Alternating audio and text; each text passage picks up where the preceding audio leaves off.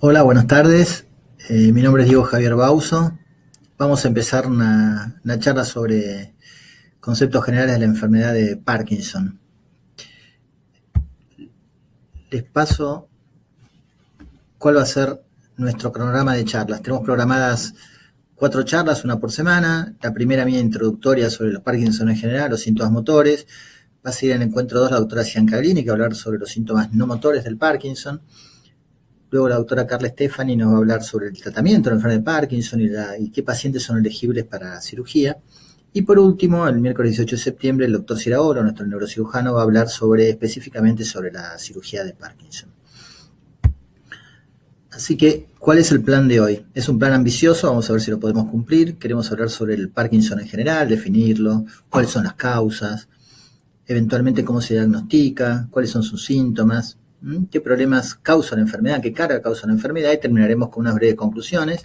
Y al final de la charla dejaremos un espacio para preguntas, y pueden hacer preguntas a través del chat y las contestaremos a través del chat. Bien, empecemos. ¿Qué es la enfermedad de Parkinson? Lo primero que tenemos que saber de la enfermedad de Parkinson, que es una enfermedad neurodegenerativa, que es una enfermedad crónica, que es una enfermedad progresiva del sistema nervioso central y que afecta a estructuras, entre otras, estructuras que afectan la movilidad del individuo, cómo se mantiene el tono muscular, la postura, el equilibrio. Y tiene varias características clínicas. La característica clínica más conocida es el trastorno motor, que ya lo vamos a hablar hoy durante toda la charla del día de hoy, pero también tiene aspectos no motores de la enfermedad, que también son bastante característicos, pero que están, son menos conocidos, y por eso le vamos a dedicar una charla completa la próxima semana. Este es un pequeño gráfico que me gustaría que vean para entender que el Parkinson, si bien está definido por el trastorno motor, tiene muchas aristas, entre las cuales existen déficits cognitivos, conductuales, sensitivos, autonómicos, trastornos del sueño, etcétera, etcétera. Y cada una de esas partecitas hace la enfermedad. Si bien uno generalmente se basa en lo motor, no tenemos que olvidar todos los otros aspectos que hacen a esta enfermedad y a la calidad de vida de esta enfermedad. Recorramos un poco la historia del Parkinson. En realidad, en el siglo XIX, o a principios del siglo XIX, se conocía una enfermedad que se llamaba parálisis agitante, que en realidad la definía bastante bien, porque da la idea de parálisis de falta de movimiento, y agitante, que en realidad tiene más movimiento, como temblor. Y el Parkinson produce eso, produce un poco de falta de movimiento asociado a temblor. Si bien hoy los neurólogos conocemos parálisis más bien a debilidad, y el Parkinson no da debilidad, en esa época usaba el término para definirlo como una falta de movimiento. Y un neurólogo inglés en 1817 describió el síndrome, agrupó los síntomas principales de este síndrome y la caracterizó. En realidad vio 6 pacientes, 3 en el consultorio de él, 3 caminando, tomó las características y lo definió en un tratado. Parkinson era, como en esa época, un clínico general que tenía sapiencia sobre muchas subespecialidades. Una de ellas le llamó la atención este síndrome y lo describió. Y a lo largo del siglo, si bien empezó todo en 1817 con esta descripción, hacia la segunda mitad del siglo XIX, en la década de 1870, otro gran neurólogo francés, Charcot, terminó de definir las características clínicas de esta enfermedad y le puso el nombre. Dijo, bueno, esto lo vamos a llamar enfermedad de James Parkinson. Entonces, a partir de esa época la conocemos como enfermedad de Parkinson. Y luego, a partir del siglo XX, empezaron los principales descubrimientos. Se descubrió a principios del siglo XX que hay una afectación del tronco cerebral. Es de la década del 60 el conocimiento de que esta enfermedad se produce por la falta de un neurotransmisor que se llama dopamina.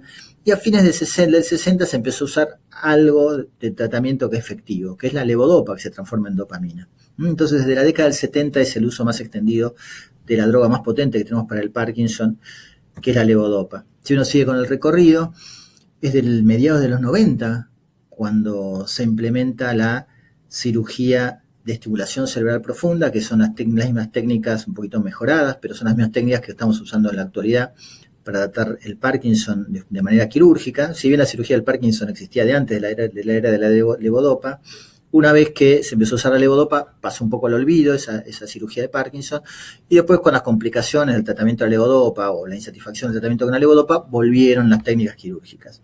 Y desde el principio de los 90 el conocimiento un poco más de la fisiopatología.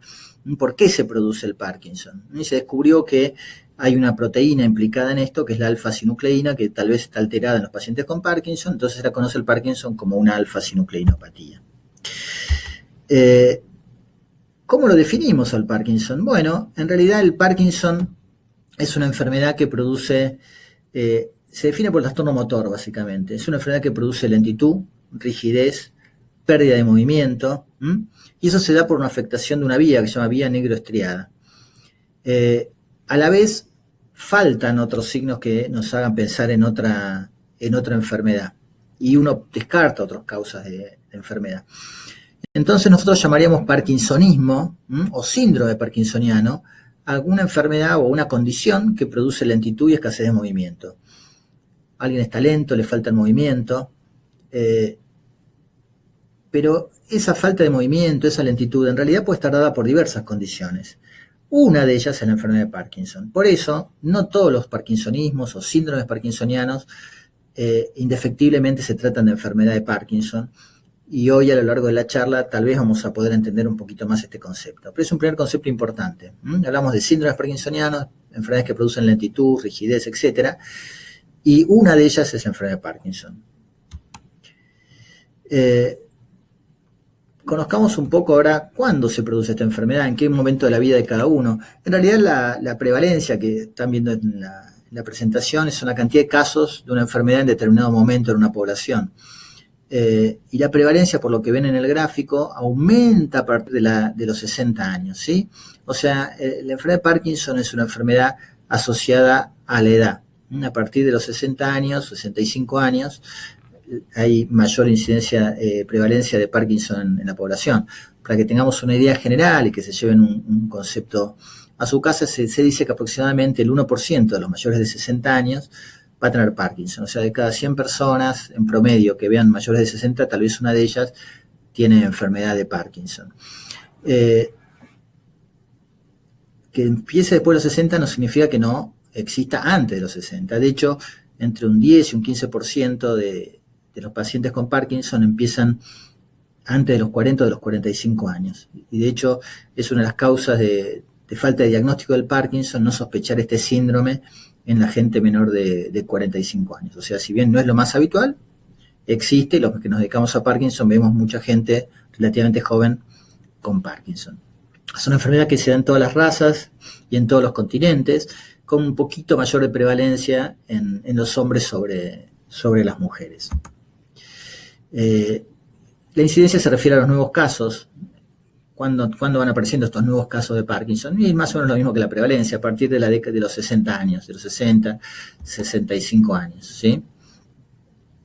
Se dice que la prevalencia es de 13, 14 por 100.000 personas, o sea, 13, 14 por 100.000 por año va apareciendo un caso nuevo de Parkinson.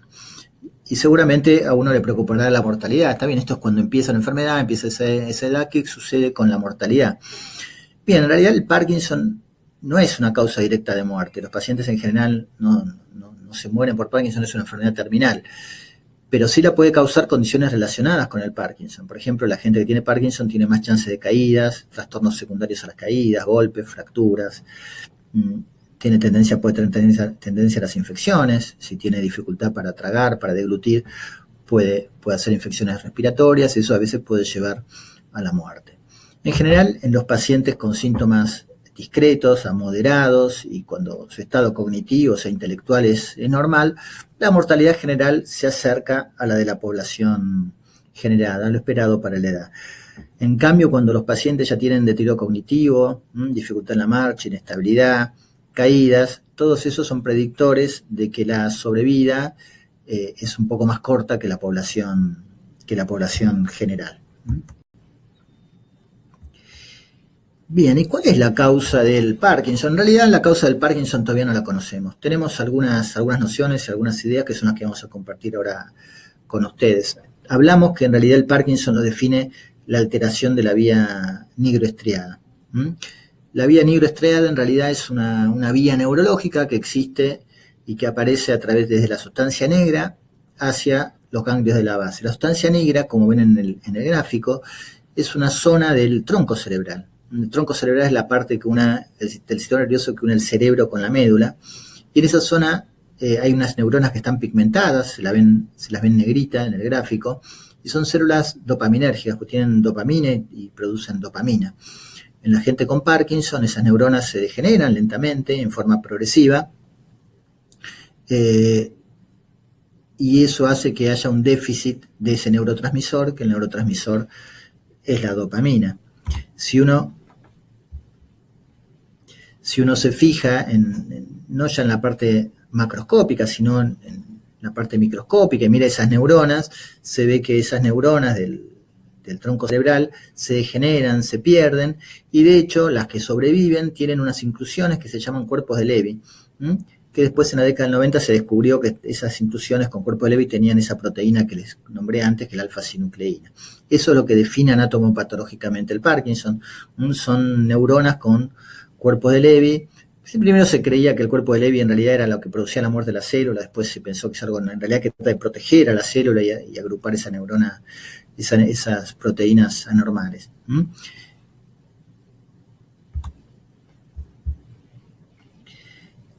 Pero bueno, esta vía dopaminérgica, la alteración de la vía dopaminérgica, de la sustancia negra que va a los ganglios de la base, no es la única que se altera en el Parkinson. Hay otros sistemas y otros neurotransmisores afectados en el Parkinson, lo que explica por qué a veces cuando uno hace una terapéutica de reemplazo dopaminérgico, los síntomas, algunos de los síntomas no mejoren. Por ejemplo, hay gente que tiene un trastorno de la marcha, un trastorno del equilibrio, uno le da levodopa, más estímulo dopaminérgico, y a veces no mejora, o se pega al piso, tiene algo que se llama freezing, y a veces tampoco mejora aunque uno le da levodopa, o tiene trastornos glutorios, o trastornos de la articulación de la palabra, o trastornos cognitivos, o trastornos de la conducta, y esos trastornos a veces tampoco mejoran con la terapia de reemplazo dopaminérgico. Eso se debe porque en realidad la vía dopaminérgica, la vía de la dopamina, no es la única que se afecta en el Parkinson, y hay otras vías distintas. Y entonces, ¿qué lo produce? Bueno, ¿qué produce esa degeneración de esas neuronas? Se cree que en realidad no hay un factor genético único, ni tampoco un factor ambiental único, y en realidad en la gran mayoría de los pacientes con Parkinson hay un correlato entre factores ambientales, algo que está en una noxa, algo que está en el ambiente, que juega su rol sobre cierta predisposición genética que tienen los pacientes afectados con Parkinson. Se entiende el Parkinson en realidad como una enfermedad en general, esporádica, o sea, un miembro dentro de una familia y no necesariamente muchas personas. Si bien hay algunos casos que son hereditarios y se transmiten dentro de la familia, son una porción menor, como vamos a ver ahora.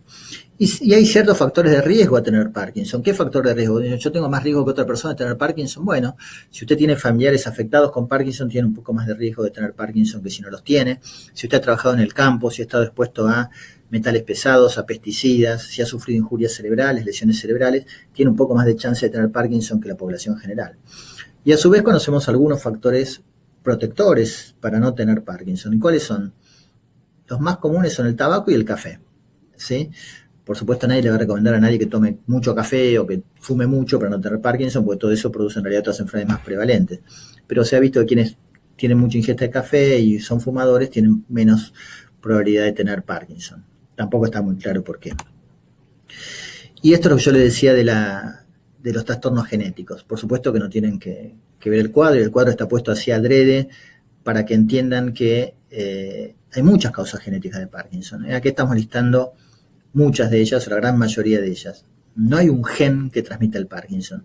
Si bien, como dijimos, el Parkinson es esporádico, hay un 10 o un 15% de los pacientes que lo heredan de alguien de la familia. Una porción menor de pacientes, pero lo heredan. Y no hay un solo gen, hay muchos genes implicados en la producción del Parkinson, y con una transmisión ya sea dominante o recesiva, y eso probablemente se sigan descubriendo más y más y más genes relacionados con la enfermedad de Parkinson. Bien, conociendo un poco, o desconociendo un poco qué lo genera tal vez, veamos cómo se desarrolla la enfermedad. ¿Qué evolución tiene la enfermedad? ¿Qué estadios tiene? En realidad la enfermedad, cuando nosotros la diagnosticamos, la diagnosticamos porque el paciente se queja de algún trastorno motor y va al neurólogo o al clínico y le dice, doctor, me pasa tal cosa. Cuando el paciente se queja, en realidad la enfermedad ya empezó muchos años antes. Esa neurodegeneración, esa dificultad con las neuronas empezó probablemente muchos años antes, no está claro exactamente cuántos años antes, hay gente que dice que pueden ser a veces décadas antes. Y tiene manifestaciones antes de las motoras, tiene manifestaciones no motoras, o se las llaman manifestaciones premotoras o la fase premotora del Parkinson. Y eso se puede manifestar con trastorno del estado de ánimo, gente que está depresiva, trastornos en la conducción del tubo digestivo, tiene estreñimiento, constipación, pueden perder el olfato, pueden tener trastornos del sueño, tener sueños vívidos, etcétera, etcétera. Y después, un tiempo después, empezar con los trastornos motores. Y esos trastornos motores en realidad empiezan, cuando el Parkinson es típico, empiezan por una porción del cuerpo. Es una enfermedad asimétrica. Entonces empieza de un lado del cuerpo, después pasa al otro del cuerpo. Cuando la enfermedad se va complicando a lo largo de los años, y después de 5 o 6 años o más tal vez, pueden empezar las complicaciones motoras y el paciente a fluctuar estadios buenos y estadios malos. Después los trastornos posturales menores del principio se pueden hacer más complicados, afectarse en la marcha, tener caídas, y alguna porción de pacientes, cuando ya son muy añosos, después de muchos años de Parkinson, pueden terminar con postración. En verde lo que estamos viendo son los síntomas no motores que acompañan a los síntomas motores. Los síntomas no motores más comunes son la fatiga, los dolores, la apatía. Con el correr de los años pueden tener pequeños trastornos cognitivos y a veces esos pequeños trastornos cognitivos se pueden hacer mayores y algunos pacientes terminan con demencia, algunos pueden tener trastornos de la conducta, algunos pueden sufrir alucinaciones, a veces inducidas por la misma medicación, la medicación que mejora los síntomas motores, a veces induce o empeora los síntomas no motores, entre ellos los trastornos cognitivos y las alucinaciones. Entonces podemos ver que hay un estadio temprano, cuando las cosas andan más o menos bien, un estadio medio, donde las cosas andan, digamos, y un estadio más avanzado, donde ya existen varias complicaciones, tanto motoras como no motoras. Bien. ¿Y por qué se explica esto? Porque, bueno, hay algunas teorías, una teoría anatomopatológica de Brack, que dice que en realidad la enfermedad de Parkinson, si bien cuando uno la agarra y la ve con el trastorno motor, en realidad uno está viendo un estadio medio de la enfermedad de Parkinson. La enfermedad de Parkinson tal vez empezaría por otras zonas, unas zonas más profundas del tronco cerebral, por el bulbo olfatorio, etcétera, y tendría estas manifestaciones no motoras. Y recién lo que nosotros estamos viendo, con el temblor, la rigidez, etcétera, es un estadio intermedio. Y después ya cuando hay una afectación de otras zonas del cerebro, se extiende tal vez a la corteza cerebral, las partes que usamos para pensar, razonar, etcétera, por ahí puede existir los trastornos cognitivos en estadios mucho más avanzados del Parkinson.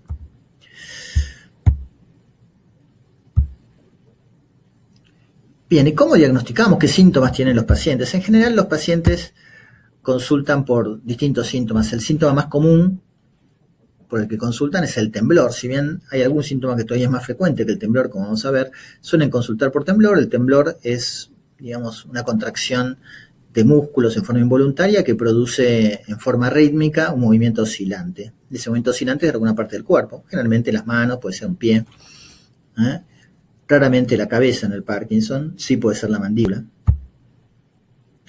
Pero aparte pueden tener otras cosas. Si bien el paciente a veces no consulta por eso, puede tener, y muy comúnmente tiene, y de hecho la mayoría tiene, y es lo que define el síndrome, es lentitud, pérdida de movimientos, falta de movimiento, posturas flexoras, y toda esa alteración motriz puede ser en un miembro o puede ser generalizada. O empezar en un miembro, por ejemplo en un mano, un brazo, y después extenderse al resto del cuerpo.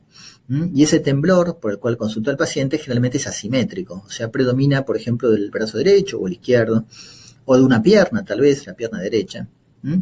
Y después pueden existir distintos síntomas no motores, como ya estuvimos viendo y van a ver en las siguientes charlas.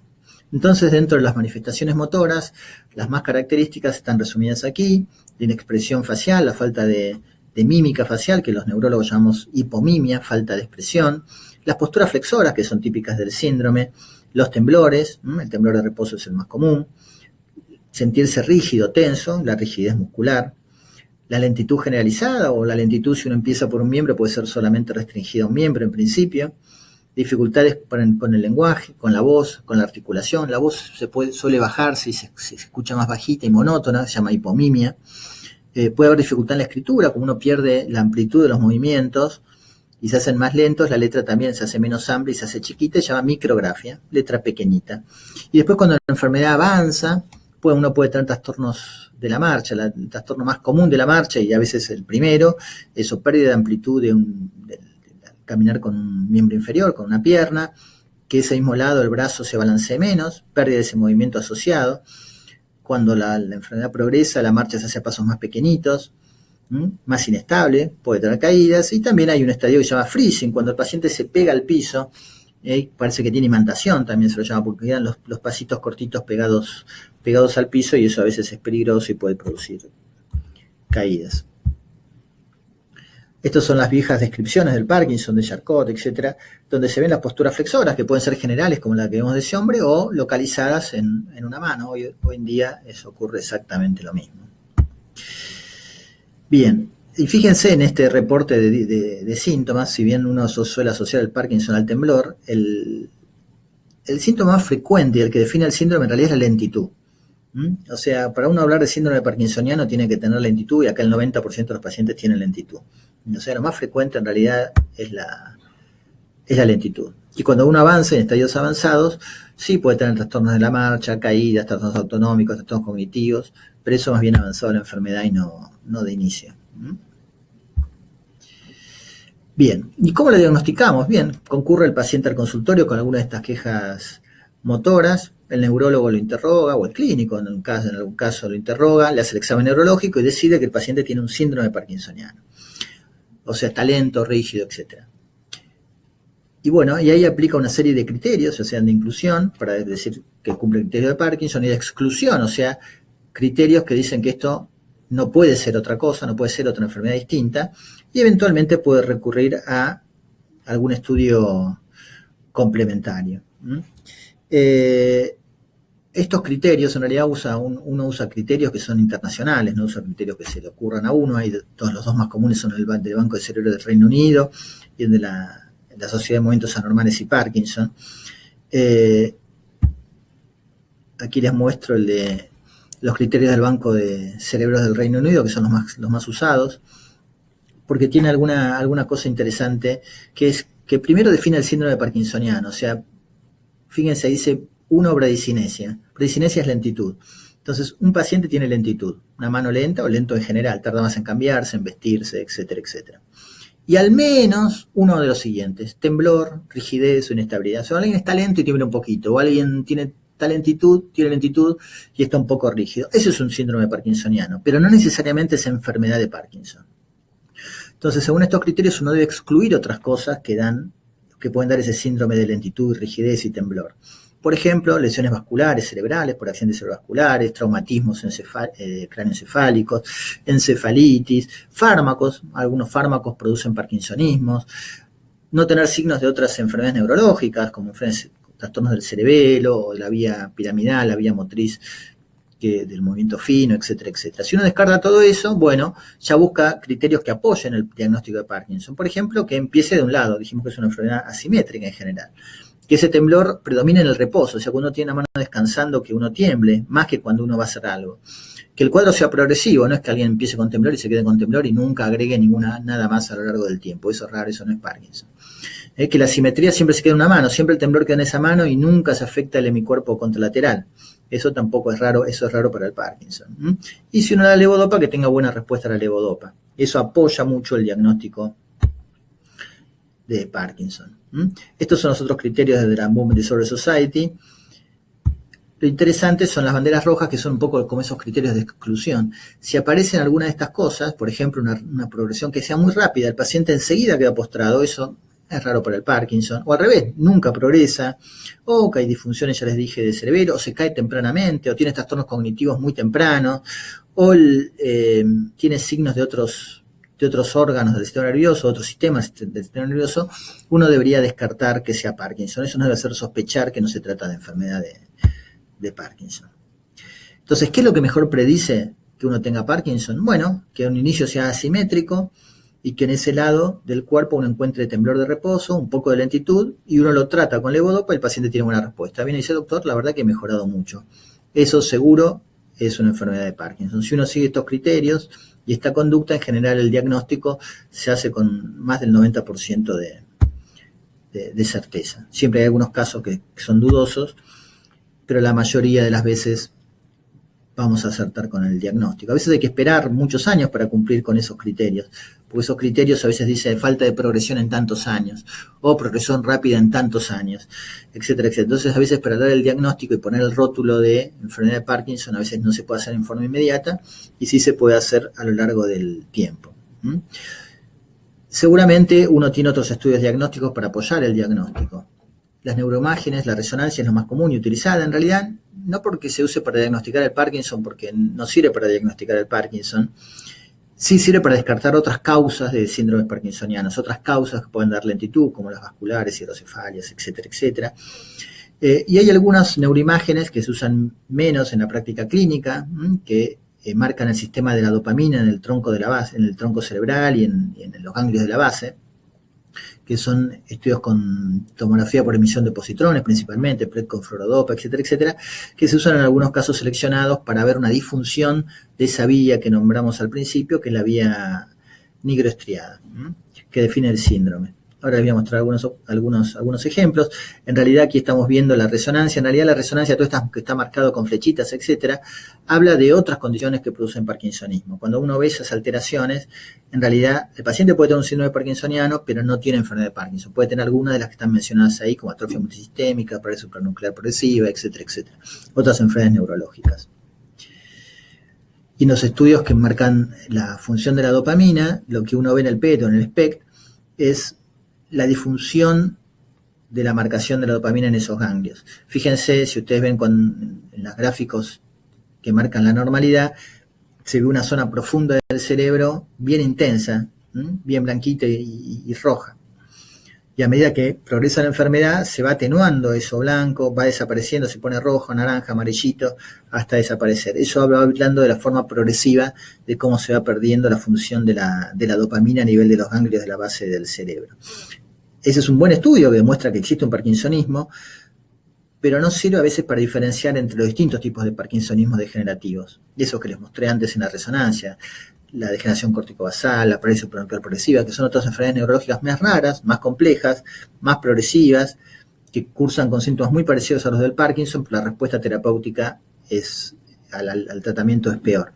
Y a veces estos estudios, si bien muestran que hay un déficit de esa vía, no muestra qué enfermedad produce el déficit de esa vía.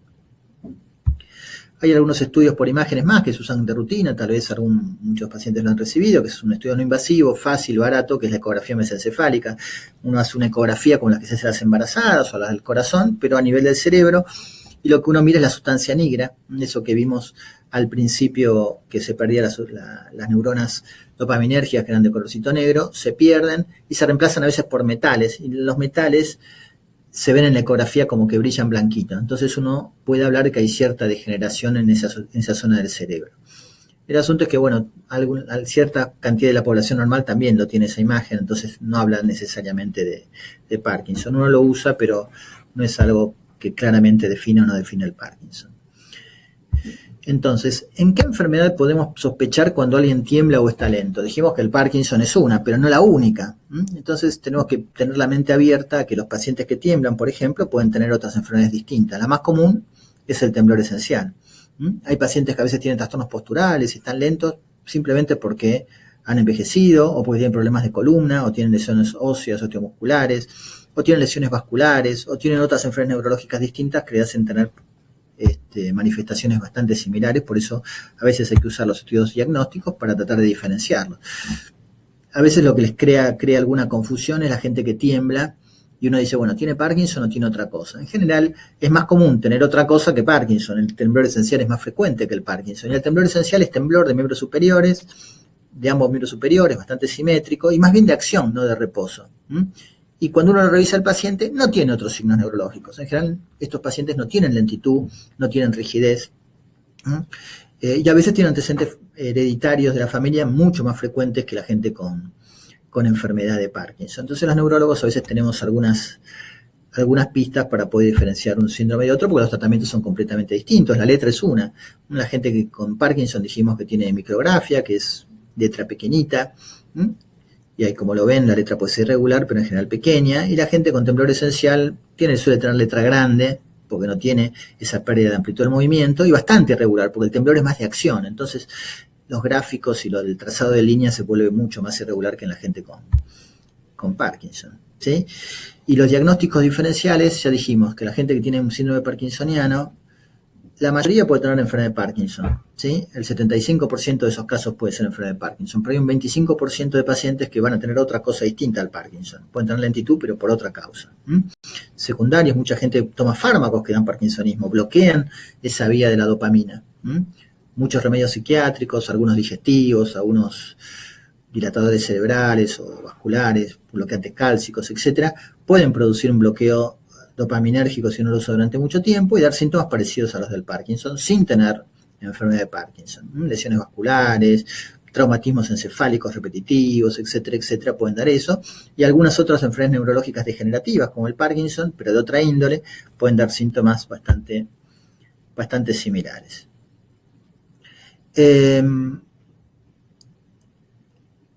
Bien, ya para ir redondeando y concluyendo, ¿qué factores predicen la calidad de vida del paciente? Fíjense, este gráfico es interesante porque lo que está en amarillo prácticamente es lo que más define la calidad de vida de los pacientes, y se ha visto que a veces lo que define la calidad de vida del paciente pasa más por el estado de ánimo a veces que el trastorno motor. El trastorno motor, por supuesto, acompaña. Fíjense en celestito, en verde, que dice estadio de Parkinson y la medicación que usa el paciente. Pero la gente que está deprimida, que tiene trastorno de estado de ánimo, que convive mal con su enfermedad, en general la calidad de vida es mucho peor. Por eso muchas veces como tratamiento uno no solo se satisface usando drogas que reemplacen esa dopamina que falta, sino lo complementa con otras técnicas, con tratamientos psicológicos a veces o de otra índole, porque hacen a la calidad de vida a veces tanto o más que el trastorno motriz, ¿sí? Así que eso es para tener en cuenta. El trastorno del sueño también ayuda muchas veces a que la calidad de vida sea mala. Y la enfermedad de Parkinson tiene sí una carga sobre la calidad de vida y hace que a veces sea dificultosa. Y ya dijimos que eso es principalmente cierto en la gente que tiene trastorno de estado de ánimo y aquellos que tienen trastornos cognitivos, que tienen dificultad para pensar o para ordenar su pensamiento, tienen alguna confusión, olvidos, etcétera. Eso afecta bastante la calidad de vida. Y sabemos que tienen riesgos aumentados a sufrir otras enfermedades relacionadas, como dijimos, infecciones, por ejemplo, fracturas, etcétera. Sabemos que los gastos médicos son bastante altos en la enfermedad de Parkinson, ya sea por las cirugías o mucho más frecuente por los medicamentos. Y las terapias de apoyo. Uno hace no solamente tratamientos con los fármacos, sino usa terapias de apoyo kinesiológicas, foniátricas para rehabilitar el habla, el lenguaje, psicológicas, psiquiátricas, etcétera, etcétera. Son todos gastos médicos y aparte la carga sobre el cuidador. Muchos de los pacientes tienen una vida independiente, algunos tienen una vida parcialmente dependiente y otros tienen una vida realmente dependiente cuando el Parkinson es avanzado, y los cuidadores, especialmente los familiares o la gente más cercana, tiene que comparte el cuidado del paciente y a veces lo sufre a la par del paciente y tiene que estar preparado para esa situación, esa circunstancia, y requiere muchas veces asistencia. Es algo que a veces escapa al cuidado único de la familia, ¿sí? Sabemos que la gente con Parkinson tiene mayor chance de terminar con internaciones o internaciones más prolongadas por su enfermedad. Pero la buena noticia es que los neurólogos contamos con muchas estrategias para mitigar estas dificultades. Si bien no curamos la enfermedad, no la hacemos desaparecer. En realidad, los neurólogos o la medicina en general no cura muchas enfermedades, sí trata muchas enfermedades, pero no necesariamente tiene que curarlas todas. Quien sufre hipertensión o diabetes se trata, pero raramente uno lo puede curar con los medicamentos que usamos. En el Parkinson ocurre algo parecido, no la podemos curar, pero sí la podemos tratar y mejorar la calidad de vida y los síntomas de los pacientes. Uno tiene pacientes que están muchos años con su enfermedad y conviven relativamente bien y tienen una vida muy activa y pueden llevar una vida plena, y el objetivo del tratamiento justamente no es que estén libres de temblor o libres de rigidez, sino que su vida sea lo más productiva desde el punto de vista laboral, social, etcétera, etcétera.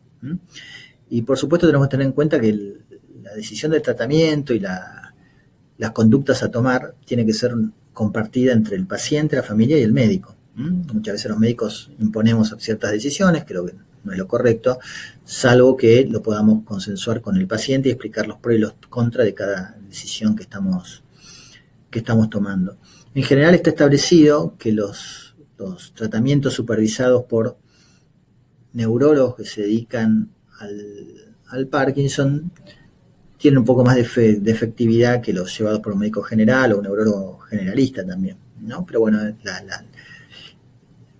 la accesibilidad de cada paciente a los distintos centros es muy variable. Los neurólogos en general informados pueden llevar adelante un tratamiento con la gente con Parkinson sin mayores dificultades. Bien, y para ir concluyendo la charla, vamos a resumir las cosas más importantes en 2 diapositivos. Una, recordemos que la enfermedad de Parkinson es una enfermedad neurodegenerativa, que es progresiva, que es compleja, que la causa seguramente sea multicausal y no hay una única causa que produce el Parkinson y que aún la desconocemos. Por eso no podemos actuar ni tratar la enfermedad de base, aunque actualmente hay un montón de tratamientos en desarrollo, aunque no se aplican todavía en forma clínica habitual. La enfermedad se produce en 1% más o menos de los adultos mayores de 60. Sus características clínicas es que, bueno, es una enfermedad multifacética, tiene muchas aristas, no tiene una sola manifestación. Y si bien los síntomas motores definen la enfermedad, la lentitud, la rigidez, el temblor de reposo principalmente, y estos se deben, ya dijimos, a la pérdida de células que producen dopamina en el tronco del cerebro. Hay síntomas no motores que son muy frecuentes, disfunción del sistema nervioso autónomo, disfunción intelectual, psiquiátrico, trastornos del sueño, trastornos sensoriales, dolores, etcétera, etcétera. Y muchas veces esas vías están manejadas por sistemas que no tienen nada que ver con la dopamina y requieren un tratamiento específico para cada una de ellas. Recordemos que no todos los pacientes que tiemblan o todas las personas que tiemblan tienen Parkinson. O sea, es muy común que uno tiemble, y más común en realidad que uno tiemble y no tenga Parkinson que tenga Parkinson. Que el diagnóstico del Parkinson es clínico, los pacientes en general desean y lógicamente dice, doctor, bueno, hágame un estudio, usted me dice que tiene Parkinson, pero bueno, ¿por qué tengo Parkinson? Hágame un estudio que confirme. En realidad no hay ningún marcador biológico y uno hace el diagnóstico del Parkinson aún en la actualidad siguiendo estos criterios clínicos que discutimos con anterioridad. Es probable que esto en algún punto cambie, pero por el momento así están dadas las cosas. Si usamos, sí, es verdad, tenemos algunos estudios diagnósticos que nos ayudan, ecografías, tomografías por emisión de positrones, resonancias, pero no terminan de definir la enfermedad de esos estudios. Respecto a la evolución, tenemos que recordar que es una enfermedad, si bien progresiva, es muy variable de persona en persona. Entonces, en general no conviene mirar a un paciente a uno y uno pensar que va a tener esa misma secuela o esa misma evolución, porque es variable de persona en persona, si bien es una enfermedad que va avanzando todo el tiempo en forma despacito. El genio es propio en cada paciente. A veces puede producir trastornos cognitivos y demencia cuando es muy avanzado, pero no inexorablemente. Hay pacientes que tienen muchos años de enfermedad y nunca sufren un trastorno de estos muy severos, salvo bueno, cuando son muy mayores o muy viejitos como otras personas de la misma edad. El riesgo de mortalidad en la gente que no tiene trastornos cognitivos, es relativamente joven y tiene pocos síntomas motores, se iguala en general a la mortalidad general.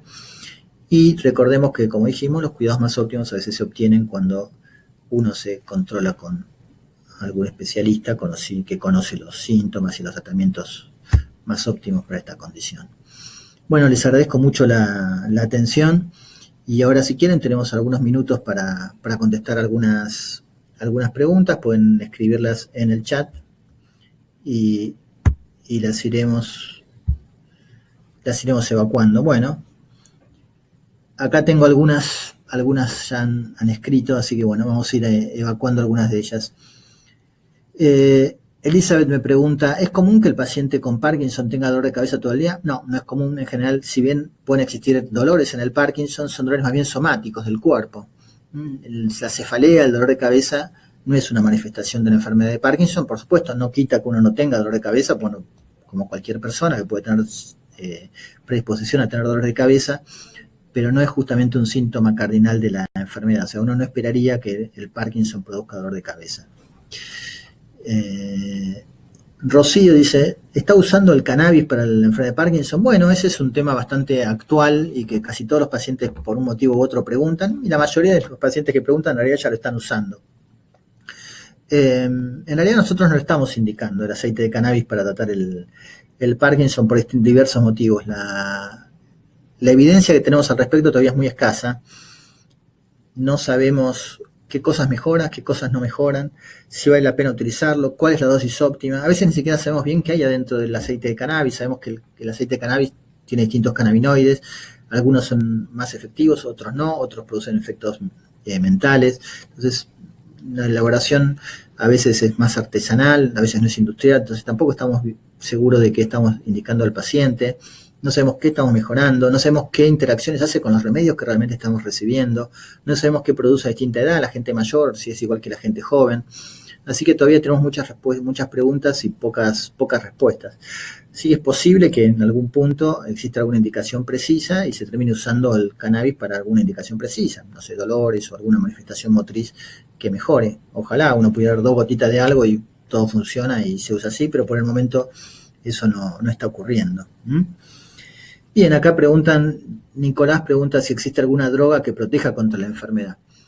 Por ahora no hay ninguna droga que proteja contra la enfermedad. Hay algunas drogas que se dicen ser neuroprotectoras o se cree que tienen un efecto neuroprotector o hay una pequeña evidencia que tenga un efecto neuroprotector, pero bueno, eso es muy discutible. Alguna familia de fármacos que se llaman inhibidores de la MAO-B, como la rasagilina o la selegilina, se usan con esa idea de producir cierta neuroprotección, pero en realidad no se ha visto que ningún tratamiento evite la progresión de la enfermedad. Y esa es la realidad. Hasta ahora no tenemos ninguna táctica, ninguna estrategia terapéutica, primero que evite que la enfermedad progrese, y segundo, si uno tiene pacientes, antecedentes familiares con Parkinson, uno que empiece a tomar algo para evitar que se desarrolle en uno la enfermedad. Eso por ahora todavía no lo conocemos. Aquí me preguntan, he estado expuesto a muchos años agroquímicos, ¿hay algún estudio que se pueda hacer para saber si uno ya tiene alguna afectación que puede desencadenar en Parkinson, etcétera, etcétera, etcétera? Bueno, hay algunos síntomas premotores, o sea, en general no hay un estudio que uno pueda sacarse sangre o hacer una resonancia, etcétera, y dice, usted sí va a tener Parkinson de aquí a unos años. Hay algunos, y tampoco vale la pena, porque a veces hay alteraciones, ya les dije, por ejemplo, esa ecografía mesencefálica que uno la hace, a veces sale un poco anormal, pero ya le digo, hasta el 10 o el 15% de la población la puede tener normal y nunca desarrollar Parkinson, o sea, tampoco es como un predictor. Generalmente uno se sigue llegando por la clínica. Pues aparte, si uno supiera que uno va a desarrollar Parkinson de acá a 5 o 10 años, tampoco tiene una estrategia para prevenirlo o evitarlo, ¿sí?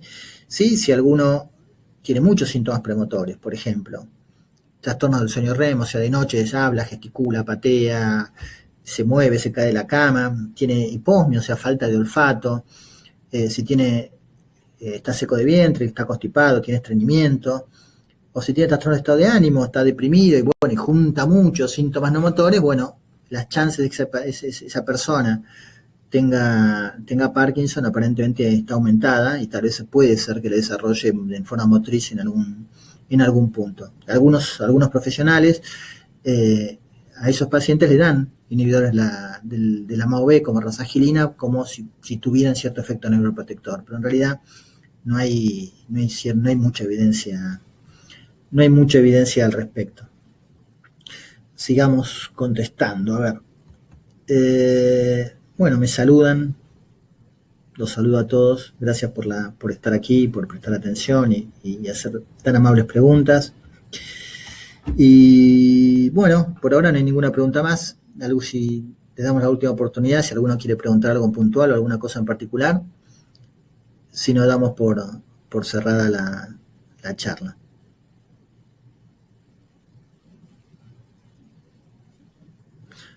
Bueno, les agradezco mucho la atención y los invito a que el miércoles que viene a la misma hora se logueen para seguir con la serie de charlas sobre el Parkinson, esta vez haciendo énfasis sobre los síntomas no motores. Les mando un saludo grande.